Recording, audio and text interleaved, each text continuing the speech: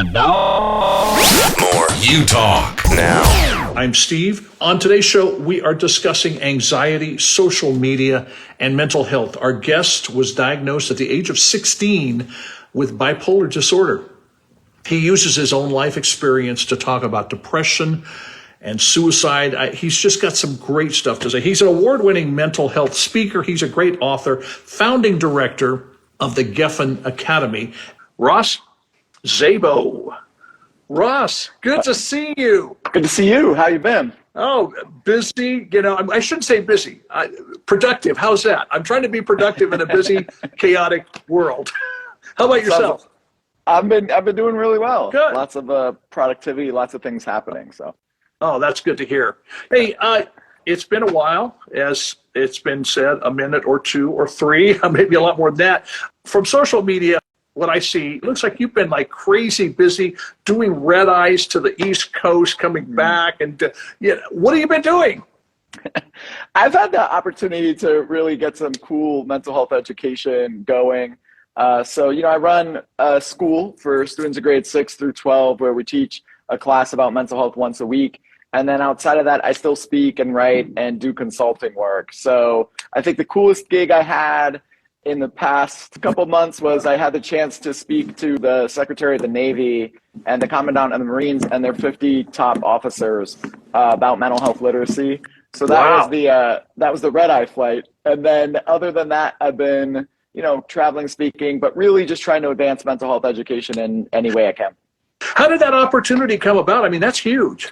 So I did a presentation for the Navy a couple years ago, and they really liked it. And then the Secretary of the Navy was organizing a conference to discuss a lot of different issues happening. And we've developed a really cool mental health literacy or mental health vocabulary concept that the Navy was really interested in, because if we don't have a common language to talk about mental health, how are we going to move forward? And so that's what I was there to do, was just kind of talk about that common language and how people can get on the same page. That's so cool. And what an honor for you. I mean, it's just cool I think back to a while ago when we did that live stream together, and I'll have to tell you more off the air about that. But in fact, if I'm not mistaken, you called me right before and said, hey, I'm in line at In-N-Out to get a burger. I'm coming. In general, if I get somewhere early, I go to In-N-Out, Yeah, my place as well, when I can get there. Before we jump into I think what's going to be a very important discussion. Now, I know stress is different for everybody. There's no simple answers. We should take a whole show to talk about that. But if you could grab one nugget or one bit of advice to give to people that are watching and listening, just in general, what's something we can all do to help manage the stress? I think the most important thing is really to figure out what stress in your life is good and actually motivates you, and what stress in your life is bad and kind of debilitates you. A lot of longitudinal studies have shown that if you categorize all stress as being bad, it leads to more mental health and physical health issues, and you actually die 5 years before life expectancy if you're processing all stress as being bad. So it's good to remember that some stress actually motivates you. Some stress actually helps you. Some stress lets you get things done and allows you to really move forward towards an action. And other stress, typically stress in relationships, families, things like that, tends to weigh on you. So just identifying what kind of stress you're experiencing can make a huge difference. That's huge, what you're saying. I mean, just that in and of itself. But that means we have to intentionally determine this is good stress, this is bad stress. And focus more, I think I hear you saying focus more on the good stress that motivates you, that pushes you out. Because I like that differentiation. I like the way you put that, because I don't often think about it that way, and I'm not that unusual, I don't think. I think there's other people that struggle with it. So, no, that's cool. Well, that way, we do need to pick up on that conversation some more, because it's something that, just in general, I'm stressed out, How you doing? I'm stressed, What's going on? I'm stressed. It seems to be that go-to word to use. But let's look at another word that seems to be it's everywhere, especially when it comes to young adults, but I think people in general too. But anxiety in young adults is at an all-time high today, at least what I've been reading. You would know much better because it's more your world. I believe it's something like, is it 1 in 3 young adults are struggling with anxiety? It is. And anxiety kind of spiked in 2008 when technology started being more widely used. So the smartphone is what initially spiked anxiety. And then in 2013, when social media was widely used, anxiety, depression, and suicide rates spiked again. You know, everyone started paying attention during the pandemic, but the rates were actually much heightened and worse right before the pandemic. Interesting. The pandemic kind of made everyone pay attention, but the rates of anxiety, depression, and suicide went up significantly with social media in 2013. And I think because there's more conversation about it, now people are talking about it a little bit more. No, it's interesting. And I want to clarify something for some of our audience. You're not saying, you know, your smartphone is bad, social media is bad. It's one of those things that it can be used for lots of cool things, or it can hamper you and it can hurt you. Definitely. And though. And though. Oh, it's an and though. Okay, here we go. What the digital age has done is it typically only activates the part of our brain that lives in anxiety. So the digital age is really only activating our limbic system. It's not activating our cortexes. And because it's not activating our cortexes, we are at a heightened level of anxiety. We're at a heightened level of isolation, loneliness, depression, and all of these things because we're not intentionally activating the parts of our brain that would calm it down. So is technology bad? No. Is social media bad? No. But is technology and social media changing our brains to the point where we're not activating our cortexes? 100%. And it's making us more impulsive, and it's making us read less and dive into deep conversations less, and it's making us make quick decisions and live in a space of 15 to 60 second videos, concepts. And so that, you could argue, is something, I don't know, you might not want to call it bad. I would call it interesting. Yeah, no, you know what? I'll call it bad because it's, you know, going back to what you said, a couple things, you know, we don't dive into deep conversations anymore. And, you know, that is hurting us. Let's just all be honest about that. It is hurting us because those deep conversations can be, I don't want to use the word therapeutic necessarily. They can be beneficial. They can be encouraging. They can, you know, you're getting something out, you know, and letting somebody else respond to it. I mean, there's so many things there that I mean, it's huge, but we don't do that. And our world has, I totally concur with you. Our world has become that bite-size, you know, 60-second or less type of thing, you know. And it's funny because several years ago, I was approached by some people. I said, hey, you need to do a 1-minute radio show. And I'm going, you're nuts. You know, what in the world can I say in 1 minute? And actually, it was one of the best things I learned how to do because I could communicate very succinctly. But that's what our world has become. It's all these little sound bites, you know, and you really don't get the whole story. You don't see the whole thing. And it seems like, again, this isn't my world, this is your world, but like our brains must be bouncing back and forth on all of this stuff, trying to process it. Definitely. And if you think about the political divide in this country, if we're only activating our limbic systems, then we're only going to react in impulsive ways, and we're only going to further our existing beliefs because we're not engaging our cortexes or finding a way to balance, calm down, engage, attentively listen, all these other things. Ooh. So it's hard. And then if you don't develop those skills of how to activate your cortexes, then you do live in a persistent state of anxiety, and that can be hard. I mean, what you're just saying is so significant, so important to us, finding that balance, not responding in an impulsive way. I mean, I've lost track of how many people have said, oh, I wish I would have stopped and thought before I posted that on social. Yeah. You know, then they try to take it down, you know, and sometimes you can, sometimes it's too late. And it seems like we've all become so anxious and we've got to respond very quickly instead of stopping and saying, okay, I'm going to back up like you might in a face-to-face conversation. And of course, we say, and again, we're not, those of you in the audience, we're not knocking social media. We're just saying we need to learn how to better use it and better balance ourselves, because that impulsiveness has translated to other parts of our life, has it not? Yes, and it's addictive. It's a dopamine hit. So the other thing with social media that makes it difficult to leave is you keep getting a dopamine hit when you touch your screen. You get a dopamine hit if somebody likes your post or if you start getting followers. And so it's almost created this world of likes and follows, which are dopamine hits.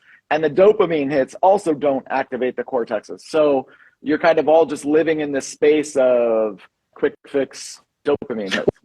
Well, while we're on this, what are some things we can do then to try to find a balance? I want to come back to anxiety and defining it a little bit more, but before we do, because this is so rich right where we are, what do I do? How do I become less impulsive? How do I find that balance? Is it as simple as turning my iPhone off or turning on Do Not Disturb? Or sometimes it helps just to know how the brain works, the way the brain processes information. I think a lot of people would love to think that the brain operates from a place of making healthy or unhealthy decisions, but it doesn't. It can only make short-term or long-term decisions.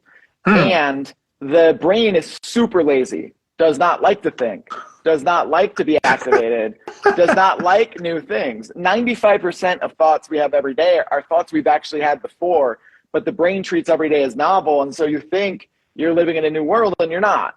So you have to actually be intentional in knowing, one, how your brain works and what you can do to activate the other pieces of it. So, a lot of these social media companies have created timers because the biggest trap to get into is, I'm just going to watch one more reel. I'm just going to watch one more thing. And then you're on this loop and now you've lost, an hour or two of your life and what's happened. So it's really being intentional about whatever a different coping mechanism is, listening to music, stretching, going for a walk, going outside, being in nature. It's fascinating that the wellness industry has kind of popped up during this digital age, just to remind you to do things that everyone used to have to do. Because it's so pervasive. But you can be outside and on your phone all the time. And then if you do have a big following, and if you are an influencer, well, now your whole life has to be online for those likes, for those clicks, for those followers. Or you might lose, what your livelihood is. So exactly. I think it helps to really know how the brain works and then think about what you might want to do with it. Because if you're not being intentional, your brain's going to default to this lazy, just go with whatever is in front of it mode. That's so important. And I don't hear a lot of people talking about it this way. I don't remember the last conversation I had or even something I saw on social or anything else. Do you know how your brain works? But it's huge because it has such a great impact on us. And like you said, our brain gets lazy, it defaults. And I will confess here that I've been using my Do Not Disturb more, turning my phone over when I'm trying to get something done, because you hear that beep, you hear that noise, you hear, and I got to check it. Why? Why do I have to check it? I don't need to check that right now, And even answering a call, I can answer, hey, Steve, I've been trying to get a hold of you. Sorry, I've been busy doing a project. Yeah, well, you have Do Not Disturb on. Yeah, I did for a reason, there's a purpose behind that and that emotional charge. Then you see people just doing crazy, desperate things to get followers, to keep followers. I've even had some friends give me a bad time when I need to get back at it because now we've got some decent weather, but I live at the base of the mountains, and I love to get out and just do kind of a walk, jog on a horse trail. And, well, do you take your phone with you? No. Well, why not? What if there's an emergency? There's an emergency, what am I supposed to do about it? I don't want to be bugged. I don't want somebody to, I don't want to have to, I've got to answer this. No, I don't need to answer it. I can take 30 minutes and not answer it. That's really healthy. It's great that you can make that distinction and do that, because a lot of people may not be able to do it. And once you see the effects of it, I think it's really helpful. Even with one of my 7th grade classes, one day, when the Surgeon General announced that he didn't think social media should be used under the age of 16, I asked my 7th graders, what do y'all think of this? And they largely agree. Really? they were like, social media was a good idea in theory, but it just didn't work out. Other kids were like, once social media became an industry, it just became like every other industry, and it kind of ruined the connection because it became more about marketing, selling things, competition. Other kids have taken social media breaks for a couple months and never gone back because they're like, I like my life so much better without it. Ooh. And so you're seeing this younger generation really, really diving into how do we balance this, because they see it destroying a lot of different things. And so that's why flip phones are making a comeback, things like that, because the younger generation sees how damaging it can be, and they're like, I don't want this. That's huge. I mean, I'm glad to hear that, really, because it's healthy. I mean, forget the huge word. That's healthy. That's a healthy attitude to see and hear that that's happening. And okay, somebody says, I'm not going to go back to it. Big deal, the flip phone kind of a thing, and I mean, it's sad when you go to a restaurant and you see a family of 4 and they're all on their phones. Yeah. No conversation, it's a buddy of mine was out from New York and said, hey, Roos, can you meet me down to Santa Monica? We'll have, coffee or whatever. And the whole time for an hour and a half, it was, oh, hang on. Hi, yeah. Oh, sorry, hang on. And I wanted to grab his phone and say, hey, why did you bother to reach out to me? Because you wanted to talk. We haven't talked. We barely talk. I mean, he's a great guy. Don't get me wrong, but it's like kind of a waste of time to drive out there if we're not going to talk, Definitely. Yeah. So, look, I think there are a lot of things that people can do. It's just learning about how your brain works, learning what your coping mechanisms are, and then finding the motivation to actually do it. The thing about our society, too, is we just don't have a vocabulary for a lot of this stuff. So while anxiety is much higher, there are a lot of people confusing just feeling nervous with having an anxiety disorder, and that's doing damage on both sides. Nervousness is a normal emotion. Yeah. When you have butterflies in your stomach because you're about to do something you haven't done before, or because you have like a crush on someone or something like that, like that's normal. Nervousness lasts a short amount of time and it goes away. Anxiety is a more persistent feeling that interferes with you being able to do the things that you typically do. So if you are someone who just has nervousness and you tell someone with an anxiety disorder to just calm down, the opposite of having an anxiety disorder is not being calm. It's being able to see reality. And I think that conversation is really important to have, because there are so many people with actual anxiety disorders who are having their experiences dismissed by these people who are just nervous and telling them like, I've gone through this, and they haven't gone through it. Yeah. So in other words, I mean, if that's happening, somebody who's really struggling with anxiety and a friend or whoever is even probably a professional could shut them down, then that's going to make them keep pulling it in tighter and tighter rather than trying to reach out and get help. Yes. And not only that, one of the most important things in life is to feel seen and heard. And if you're going through something severe like an anxiety disorder and you don't feel seen or heard, it makes that recovery even more difficult. Oh, man, that is so key. We all want to be seen and heard. And like you said, that recovery, and you've used the word several times, the coping thing.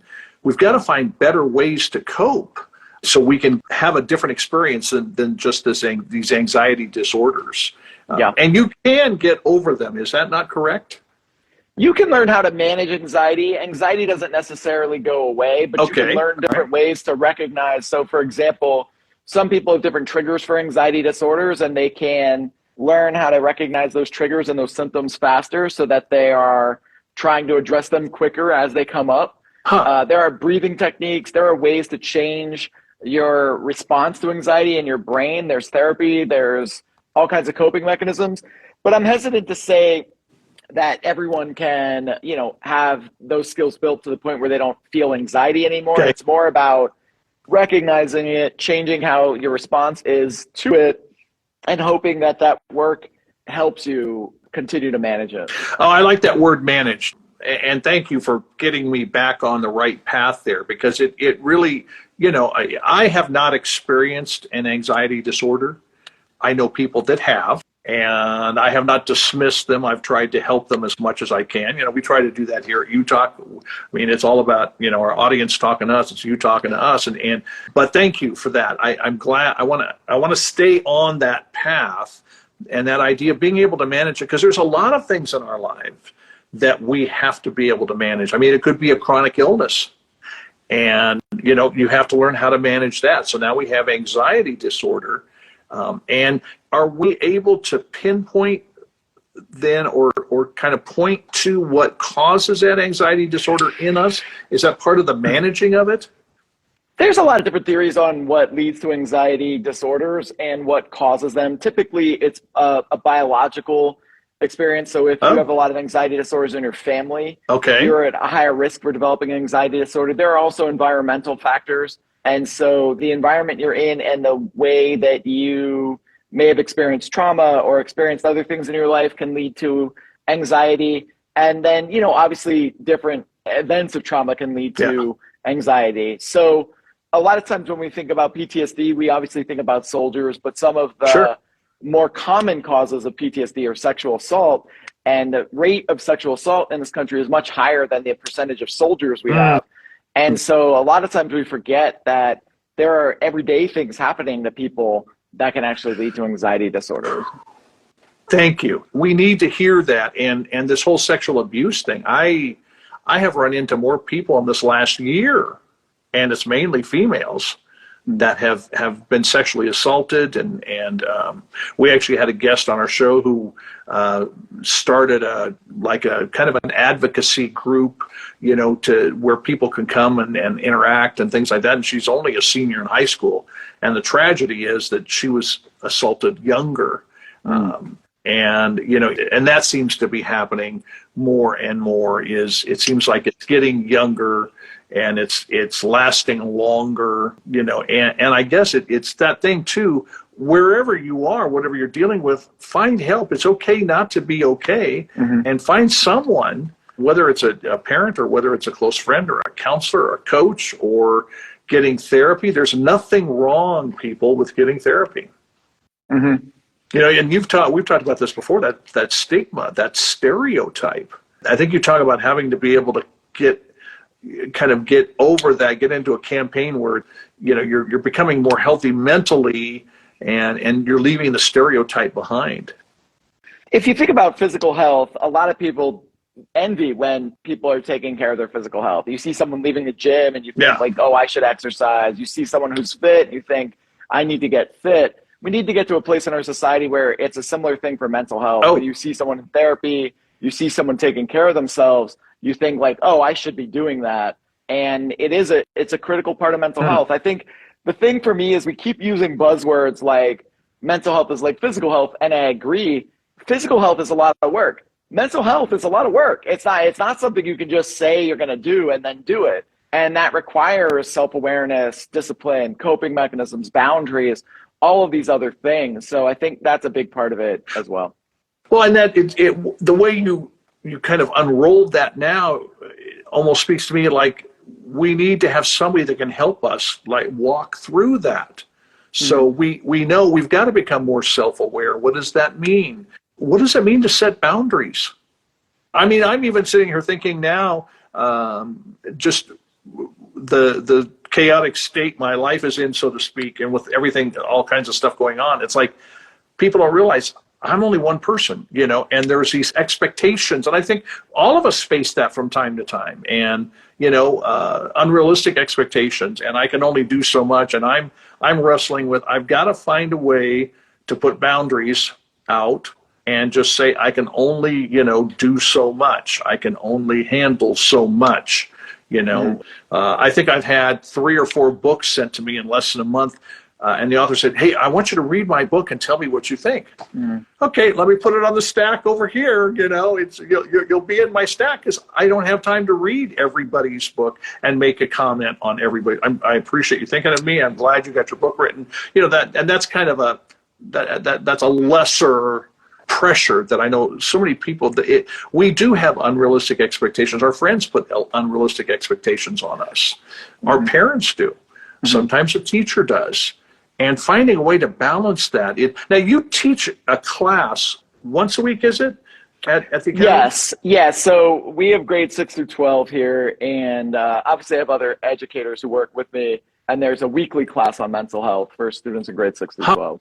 Now, is this, with that class, are the things that we're talking about right now, are you covering, I mean, I would assume you're covering something similar to that in that class? Yeah. Almost all of my 7th graders could tell you the difference between the sympathetic and parasympathetic nervous system, what the limbic system in the brain does, how to activate their cortexes, the difference between nervousness and anxiety, how to frame mental health like physical health. Whoa. And really just those same pillars of mental health that follow them through that journey. And, it just changes how they see the world and what they can do with it. Yeah, that's so cool. Can like a non-7th grader come and sit in? You're saying stuff and I'm go to my school, apply. I'm just kidding. I don't think I can get away with that now, unless I could just audit them or something. No, but you're talking about this stuff and I'm going, time out. I don't know what you're talking about, but this, I think this is so cool because, are other schools picking up on this and doing something like this? I don't hear a lot of talk about mental health in schools, but maybe it's just because I'm not there and I'm not being informed.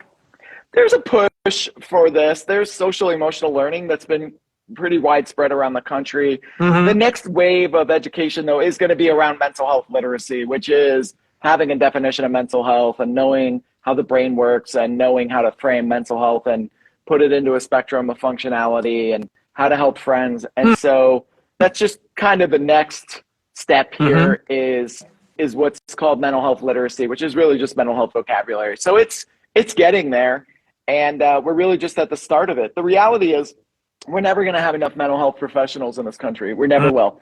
And, we need to at least acknowledge that. And so because we're never going to have enough mental health professionals, we need to start going upstream and teaching people about this from a young age. Yeah, it's such an important thing, and it could make such a big difference in somebody's life. I think of some of my own relatives that just struggled with mental health, and some were afraid to ask for help. Some, and it's that, it's okay to not be okay, that kind of thing and all. But I'm glad for what you're doing because we need more of this, especially with younger people, because thinking long term, if they get healthy, then their families and relationships are going to be more healthy, and the long-term effect. I'm just amazed that 7th graders are picking up on that. But it goes to show, sometimes I don't think we realize what our students are capable of doing. I teach drums on the side. I'm a drummer, and it's interesting as I look at my younger students and versus the older students and seeing what they're capable of doing and then listening to the questions they're asking me. And we shouldn't sell them short. We should give them the credit. And when you've got 7th graders doing that, that is so cool. It's just, and that gives me hope, that's a hopeful thing that we're going to see some kids learn how to cope. We're going to see some kids that understand their mental health. And is there any, and again, I don't want to oversimplify things. Are there some things that we should all be doing every day to help us with our mental health? That's probably just like this. Okay, how much time we have, Steve? It's just taking time to, again, be intentional in your life and be aware of what you want or what you need. It's different for each person. Some people that's listening to music, some people it's talking to a friend, some people it is taking a minute alone to just recharge because you don't get that space. So it's more about, what can you do to maintain that mental health? For some people, it's exercise. For physical, it's pretty clear what we need to do to take care of our bodies. We need to eat healthily. We need to exercise. We need to know our family history. Sure. For mental health, obviously those things overlap, but there could be other things you do to cope that may not be as obvious. You can't separate physical health from mental health because they are tied together, but your brain might need different things for communication, for all kinds of other aspects. So it takes work. In other words, you said that earlier. It takes work, just like physical exercise takes work, physical health, and you've used the word intentional. which is such a key word. We've got to make a decision to be intentional about it. It's now I'm kind of curious about something because it reflects a conversation I had recently. Do you think music can be therapeutic? Yes, the research shows that music can be therapeutic. There's a difference between music releasing emotions versus music reinforcing emotions. So if you think about it, if somebody's really sad, they might listen to a sad song and connect to it and say like, okay, somebody gets that I'm sad. Somebody else might listen to sad music for weeks or months at a time, and it actually reinforces their sadness or their feelings of depression or being depressed. So it's really important to separate those things, and you can do that with any coping mechanism. Yeah. Coping mechanisms can either release emotions or reinforce emotions. That's good. Music can be really great, but it can also enhance our feelings to the point where we act on them.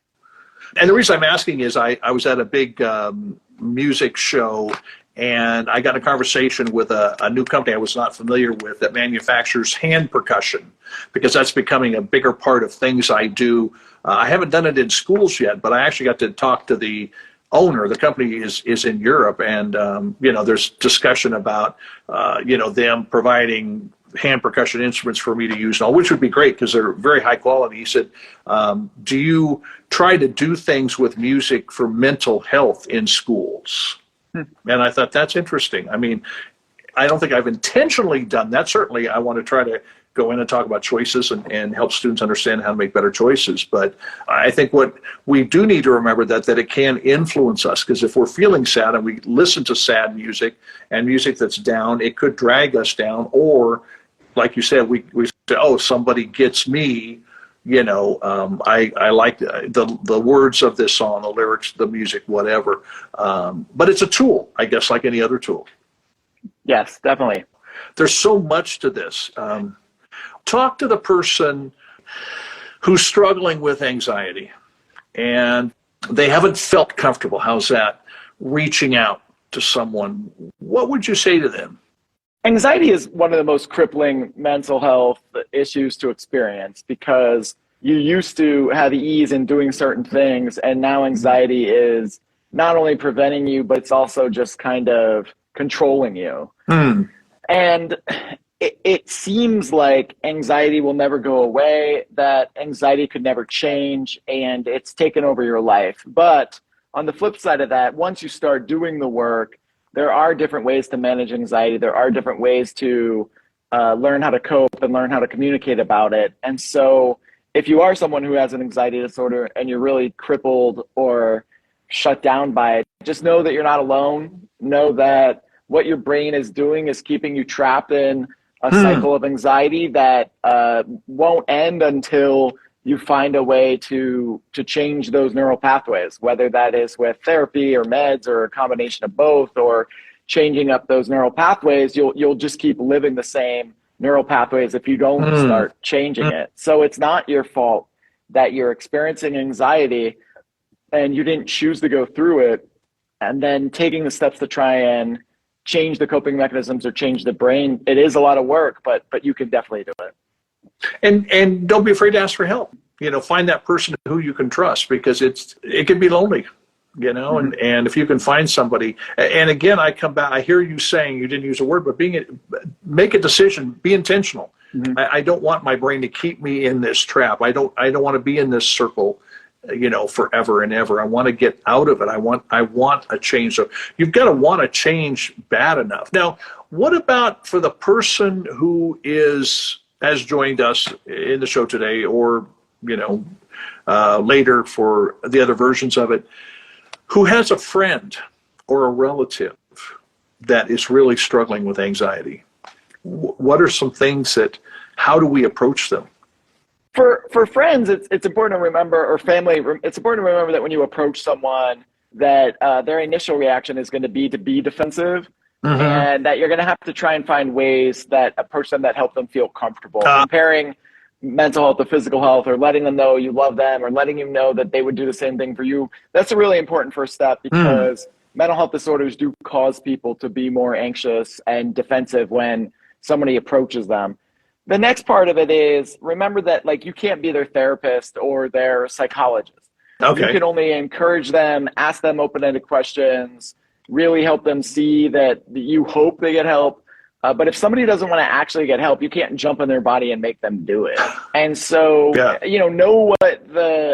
know your limits, know your boundaries. Yeah, I was going to say, know your limitations then. And then if you are dealing with it, sometimes a thing that can harm our mental health is when someone we love has mental health that isn't doing well. And so it's important to take care of yourself and talk about how that person affects your life so that you're not losing your mental health in the process. Mm-hmm. And I would think too, an important part of this, if you come across a friend or family member who doesn't want help, you don't abandon them. Mm-mm. You remain consistent so that they know if they get to a point, this person has been here for me. I know they care about me. I know they love me. Okay, I feel different. I feel like I could, it's such a battle. It's such an important one, and you see mental health being thrown around in a lot of different ways in our culture today. But I appreciate just the healthy approach that you've given us. And again, there's so much more, we need to take your class. I mean, that's the whole thing. Well, the average time between someone experiencing symptoms of a mental health disorder and seeking help is 7 years. Oh, so you're right. You do have to be patient, and you do have to be caring, and you do have to be kind as someone's going through that journey, because it usually takes people time to realize it or accept that something's wrong. 7 years. A lot of damage can be done in 7 years. And a lot of ineffective coping can form neural pathways in those 7 years that becomes their norm or becomes the way they actually deal with it. Wow. Thank you for all the work you're doing. By the way, too, we should mention your book, because this kind of kickstarted me. I was excited when I saw it, but then I thought, this book was not targeted. You were not targeting teens or young adults. You were targeting younger kids. Yeah, it's called The Kids Book About Anxiety. It was written for kids ages 5 to 8. Kids Book About Anxiety was recently bought out or formed a partnership with Penguin Random House. And so now it'll be translated into 63 different languages and sold globally. The book is really just a basic guide to help kids understand the difference between feeling nervous and having an anxiety disorder, and for different tools you can use to manage anxiety, whether it's breathing or focusing on a stable point in a room, or just doing different things to recognize when anxiety is starting in your body and using those skills to help calm yourself. Thanks for writing that. I thumbed through just a little bit, and I thought, first of all, when you said, you remind me again, 5 years old. Oh, that just grabs my heart, that a little 5-year-old, but it's reality. It's reality. And just the simpleness of your book, you can walk through it. And actually, I think an older person could go through it as well and benefit from it.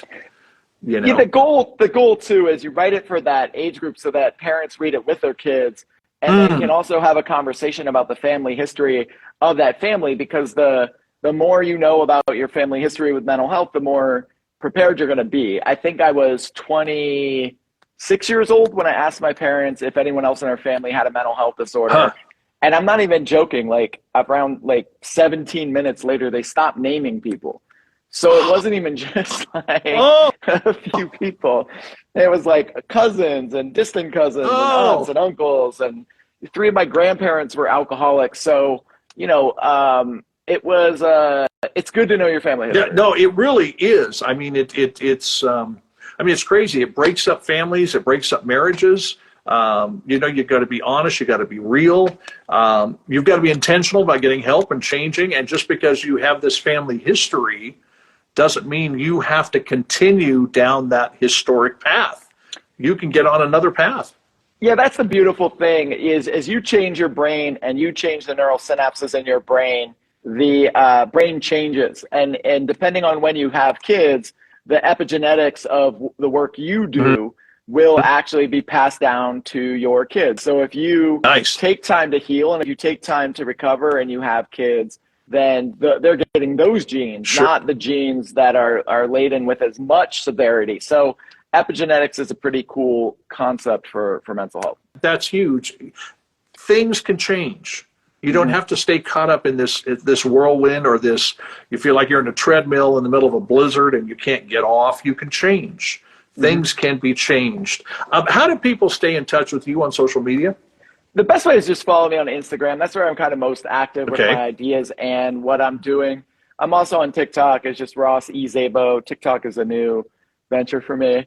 And then, I'll just post everything on Instagram that I'm doing. I have a lot of cool stuff coming up. We have a mental health teacher training institute that we do at UCLA in July, where we teach other teachers how to do the program that we're doing at my school. And then I have some more exciting speaking engagements and announcements coming up this May. May is Mental Health Month, so it's a pretty busy month to be out there and doing advocacy. Well, I'm glad we were able to snag you, right at the end, right before the business comes, because I always enjoy our conversations, and I can't thank you enough, for what you're doing to help students. I think you use that phrase, win the campaign for a sound mind, because that can make us so much more healthy. We could be, massively healthy physically and lean body fat and all of that stuff. But if we're not healthy mentally, we're missing out. We're really missing out. Thank you. I really appreciate you taking time. It's always good to have a conversation. We will do it again. We'll sneak into your schedule when we can get you. But no, I appreciate what you're doing with students. And I mean, it really, because that's, of course, my heartbeat. And whatever we can do to get the word out about what you're doing, we want to be able to do. So give us that Instagram handle again, please. Yeah, it's just my first name, Ross, R-O-S-S. My last name is S-Z-A-B-O. So at Ross Szabo is my Instagram handle. Cool. Yeah, we'll put that in the notes for this show. Awesome. Ross, thank you, and we'll have to get together in and out one of these days. Thanks so much. This is U Talk Radio.